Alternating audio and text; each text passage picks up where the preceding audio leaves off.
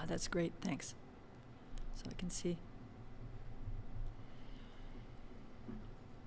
And the mic is close enough? It's all good? Yeah. Make sure you just don't bump it. Okay. That sounds good. Hello. Welcome. Ah, there I am. I can see myself now. Thanks to everybody who's joined us this afternoon. It's a live broadcast from Anteism Books Project Space. My name is Petra Mueller, a Montreal artist. I run a little studio called Studio Petra Mueller. In the studio, I take texts apart, I take theories apart, I put them back together again. I work with different kinds of materials, and mostly I work making artist books. But more and more, I'm trying to work with technologies and incorporating different kind of technologies into it. So, because of all of that, I was super thrilled to see the Anteism Books open call for the broadcast initiative. It's called the Arts Broadcasting Project. This video was made as part of that, and this talk is part of that. I was especially struck by, really, the largesse of the call. Really, anything was available for broadcast. And in the spirit of largesse, I decided to actually make a film that takes into account the space itself. And I brought certain objects into the space. Now, right from the get-go, I have to thank the crew here at Anteism, Madeleine and Pascal, who worked really hard to make this film a success.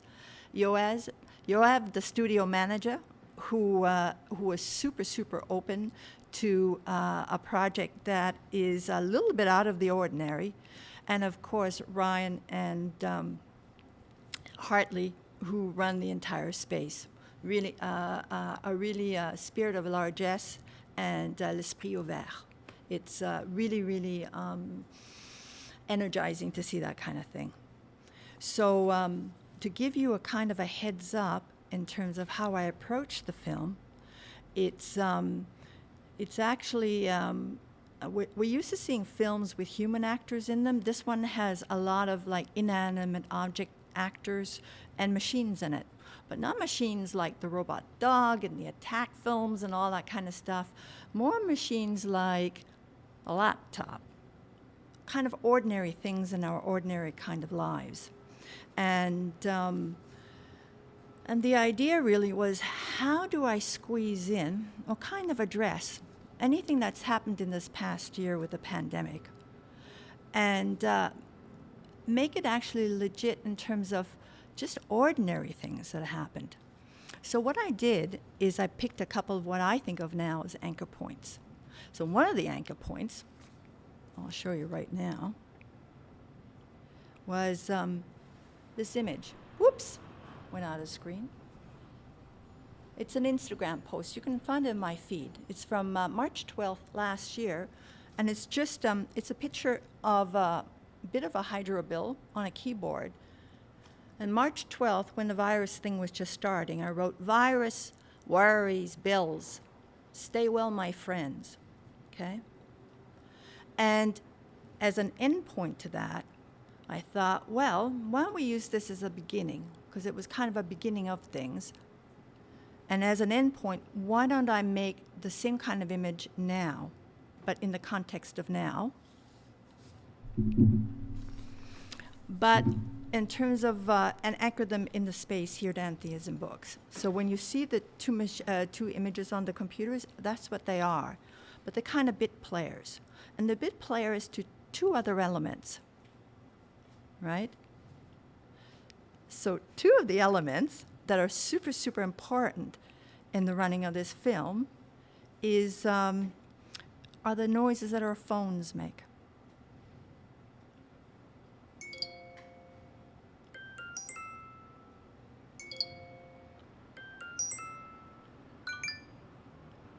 And they're not just noises. We all know this.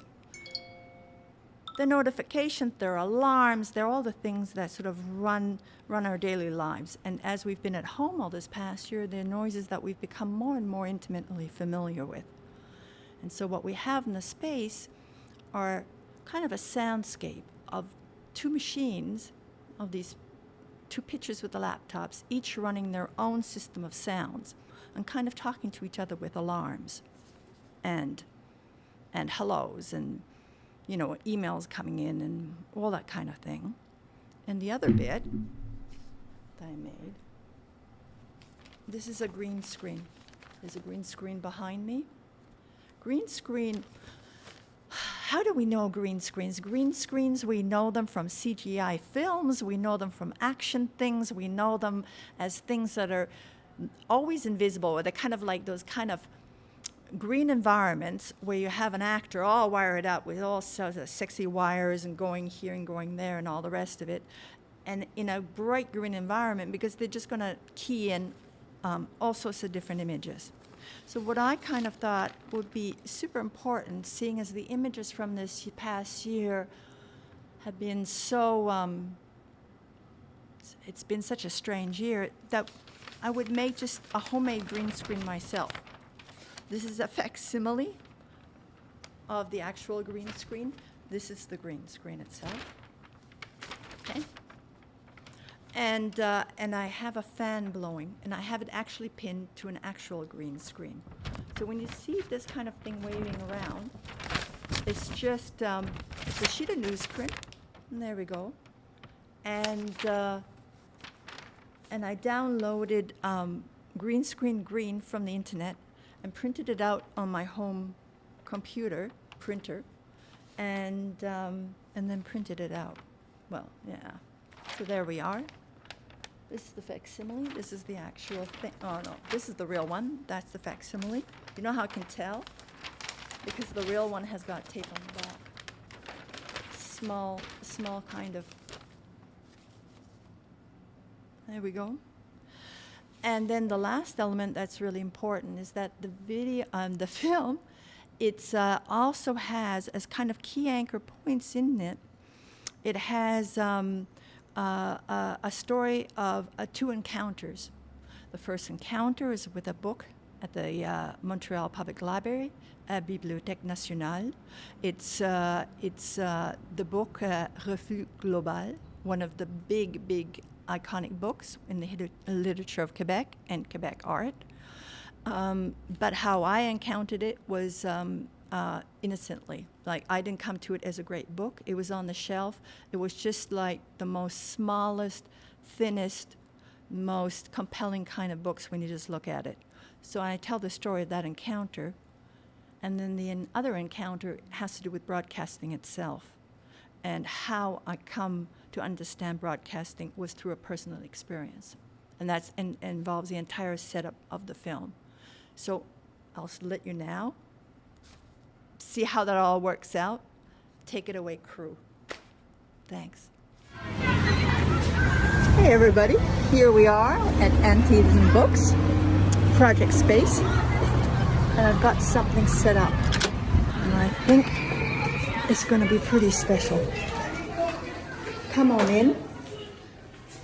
Door number 2.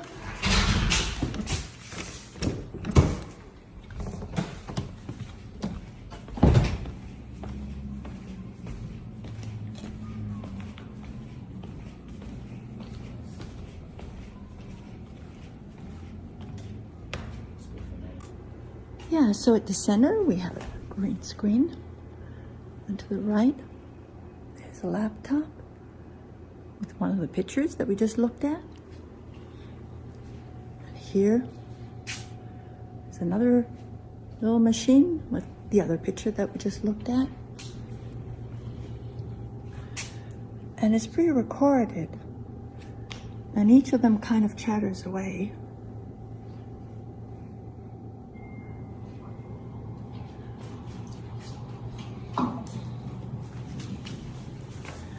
But it's kind of set up so that it's in stereo.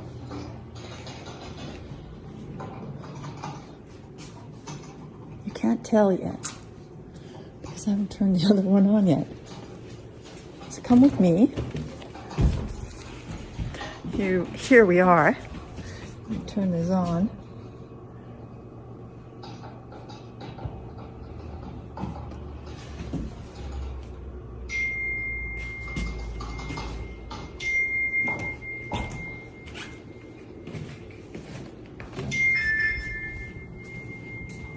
Let's stand in the middle.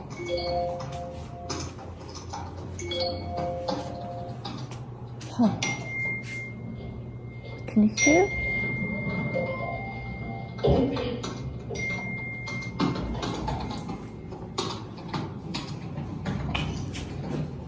Now,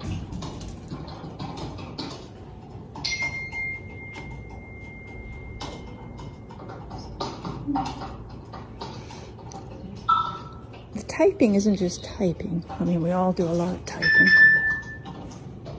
It's actually the last paragraph from A Revue Globale. I came across the book one time, a bunch of years back in the library. It's a surprisingly small book. It's a big deal in the history of Quebec because it changed the course of art. But the way I came across it wasn't as a big deal. I just came across it as a book in the library. And it was the most amazing energy-filled book. Because it really, I mean, the takeaway from me anyway, was that art was a great thing. But you kind of had to take it in your hands. And you couldn't take things for granted. And liberty means a lot. It means a lot, especially now, in the time when everybody's been stuck at home. Well, I know I certainly have been stuck at home. And just talking to yourself most of the time. I think I'm talking to this phone right now, even though I know you are there. And that was just so inspiring. Mostly because it was just like a little energy pill, really.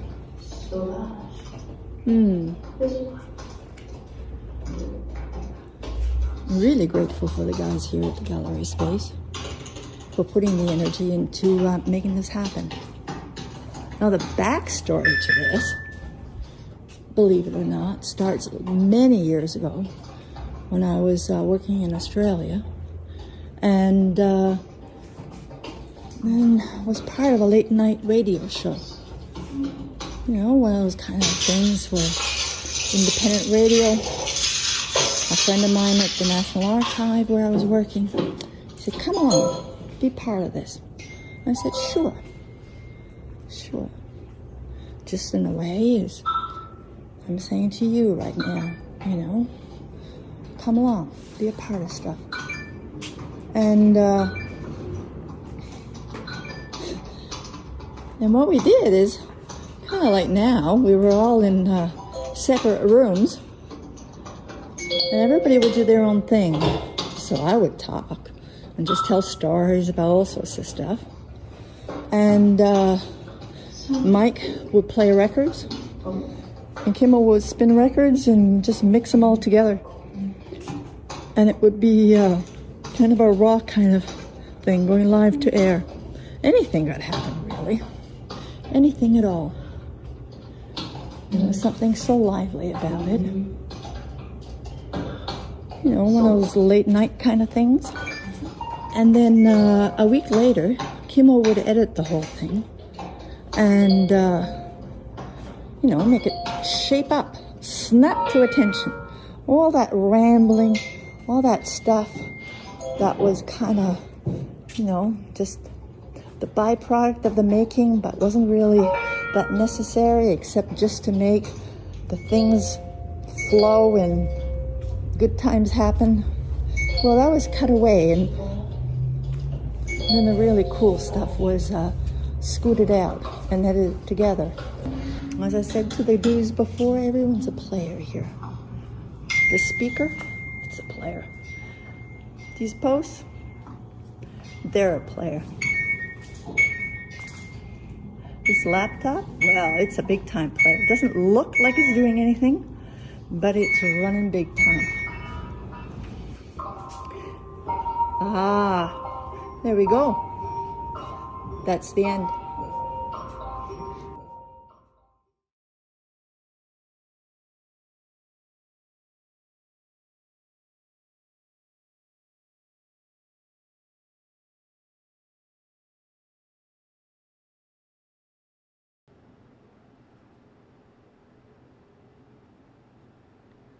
Hey, we're back.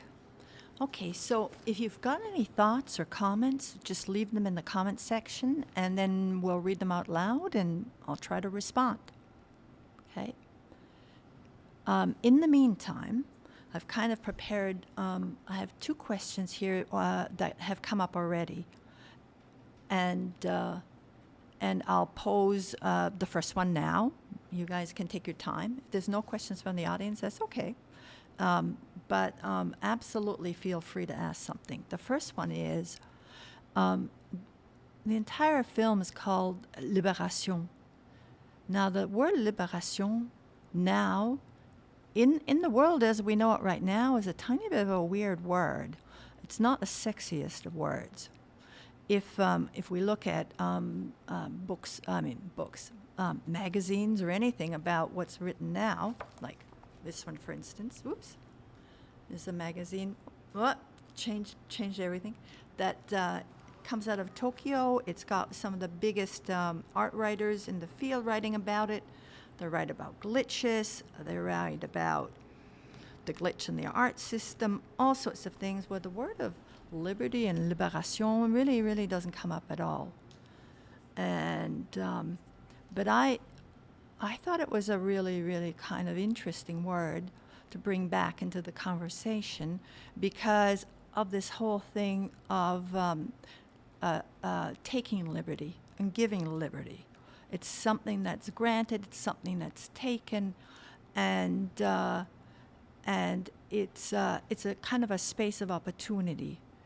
And right now, most of the time when it's used by sort of like extremists on the far right in terms of like personal liberties to do with masks or sort of like the freeing of the self and all this kind of stuff, and nothing much to do about how things are built as a group, how a large S is given, like for instance, like in this current case of how the film was made, like the large S that was accorded me by the people who run the space, and then sort of like the terms of working with Madeleine and Pascal on this film, which was really, really a space of cooperation, a space of them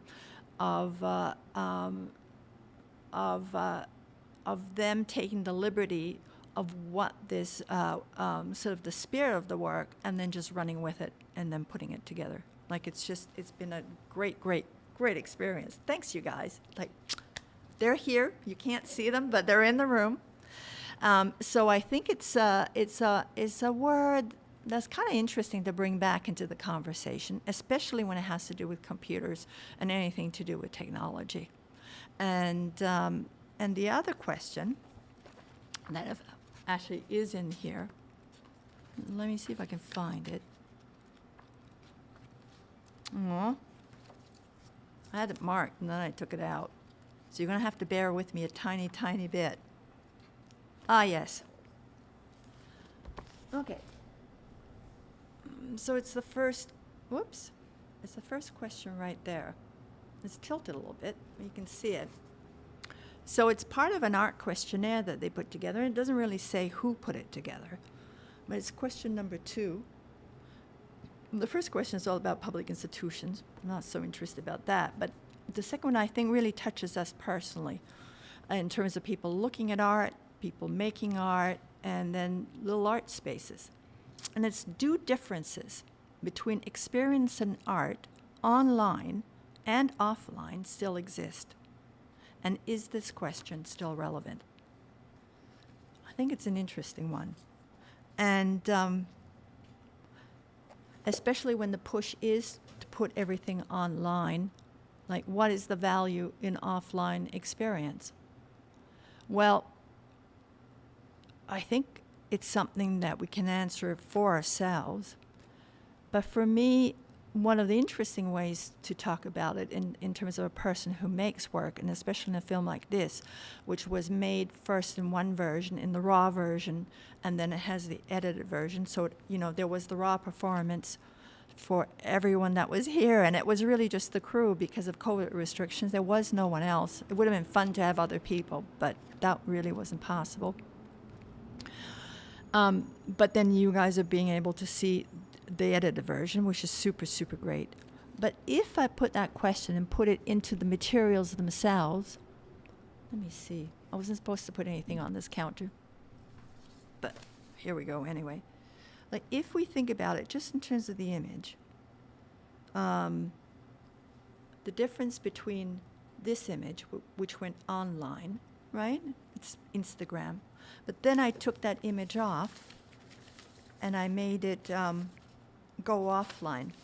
Now you can make it go offline just by printing it out on a sheet of paper, right? But if you change the materials, I put it onto newsprint, it just becomes a different kind of thing. It's just the strangest kind of thing. Here, there you go.